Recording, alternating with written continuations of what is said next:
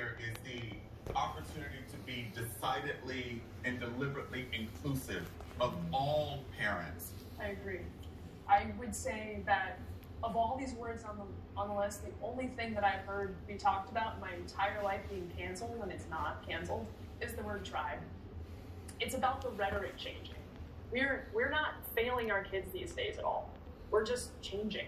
We're progressing, and we're allowing us to become more inclusive of a new generation of people. I'm glad that your parents were married for 50 years, but something is now changing. We have to account for that. Well, my thought is, regardless of your skin color, regardless of your race, why would you take offense to any of these terms or words? I'll give you one. Master bedroom. Here's a historical lesson. Master bedroom is the bedroom where master slept. I understand. Where he raped enslaved black women.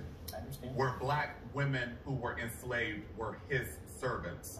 As we come to understand the historical origins of the word, I think we can agree that was an awful place.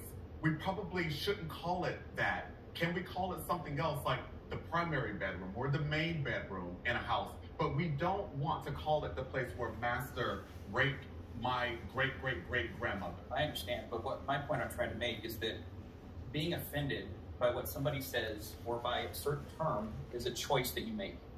You have a choice to not be offended. You have a choice to not let that affect you. But you also have the choice to not use the word. People are free to say whatever they want to say within reason, but absolutely, you're free to respond and react to that however you choose. And I think being offended by something is a choice that you make. You can choose to simply ignore the reference that it has, and to not let it affect you, and to not let it make you angry, and to not let it make you sad, and to not... True and easy. I mean, we had to deal with it most of our lives, and our grandparents getting called the N-word all the time. We had to finally be able to choose not to let it affect us, but it's hard. When something's offensive, it's offensive. I'm sure it is. You beat up upon it. You might not have to deal with that as much, but there's a group of people in many races, many minorities that do. And we see certain words, and it reminds us every day and speaks to our identity. So words do matter. And even if I choose not to let this offend me, doesn't mean I shouldn't look out for my brother and sister who it might offend. Just don't say it at all, because you don't know how it's going to affect somebody. He did get on there and tweet, "I'm going to cut your throat and kill your dog." And that's what's happening with the cowardly cancel culture.